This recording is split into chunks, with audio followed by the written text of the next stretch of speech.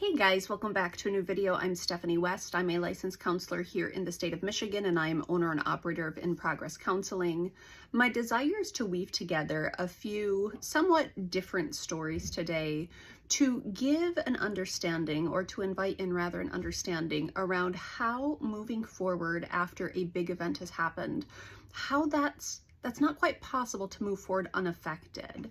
And one of the things that I will see and experience people punishing themselves for is because they don't go back to how they used to be before an event happened. And I'll often use, by way of a very mild anecdote, I'll use the story of when I was 13, and this is back in the day, guys, when there were newspapers that were delivered right to your house 7 days a week. It was wild, wild west back then. But I used to be one of those people that would courier those newspapers to the voracious readers. And so I was crossing the street. It's a Michigan winter, there's ice everywhere. And at age 13, I fell and I dislocated my knee and I couldn't get up because there was ice everywhere.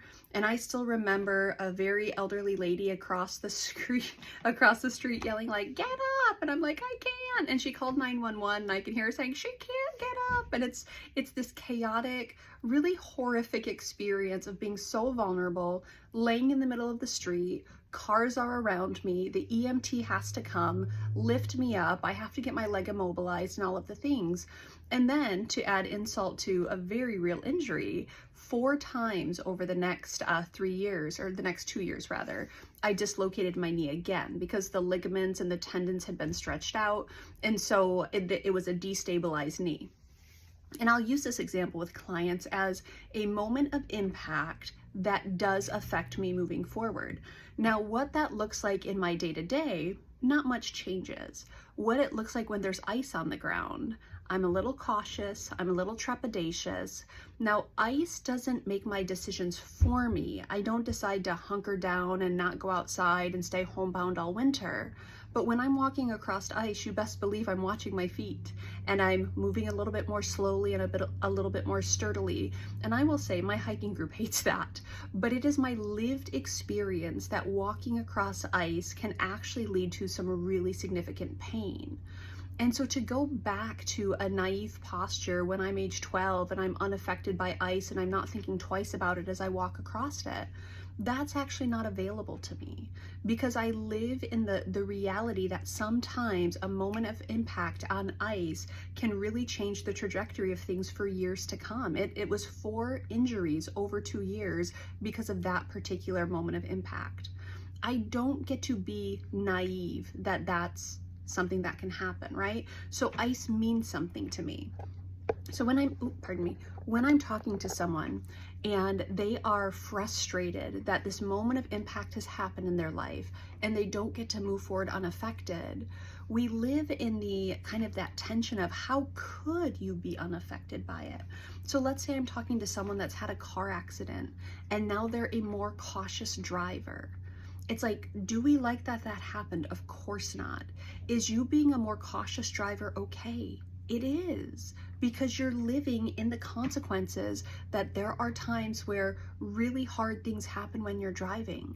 Now, if you stop driving, if you adapt your life in a way that you no longer take that route, or you no longer get yourself from point A to point B because you're not willing to sit in the tension that experience happened, now we have maybe a little bit more of a traumatic response happening.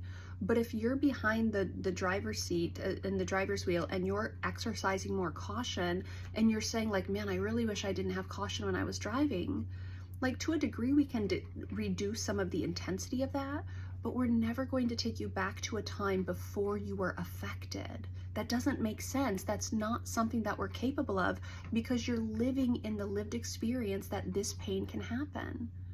And so there is a reality to we change when big things happen in our life.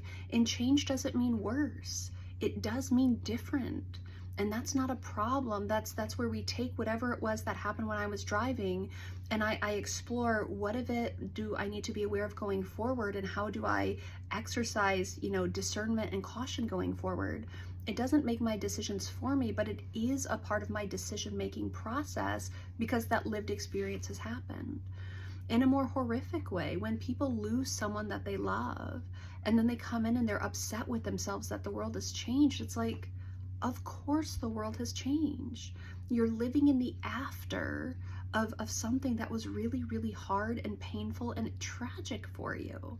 You don't go back to how you were. Now you can honor that person. You can, remember them. You can have customs that help you reflect on them. But to go back to being unaffected, it's not a thing, my friends. And so we want to give ourselves permission to be changed as life evolves, to operate with new awarenesses, to operate with new intentions, to operate in new realities without punishing ourselves that we're not who we once were before the point of impact happened. Typically, when we're processing stories and when we're absorbing and embodying them, it means we do change and we do move forward different than what we once were. And that's not a problem. That's part of taking our lived experience and moving forward in spite of the fact that hard things have happened.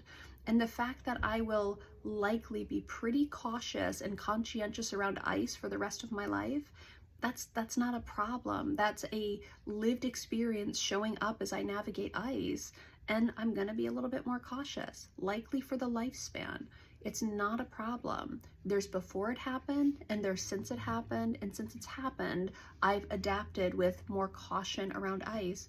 That's not a problem. That's a likely outcome for some sort of big experience that I've had. Someone using more caution is a likely outcome. We don't want it to make our decisions for us, but we also can't stay unaffected by the things that have happened.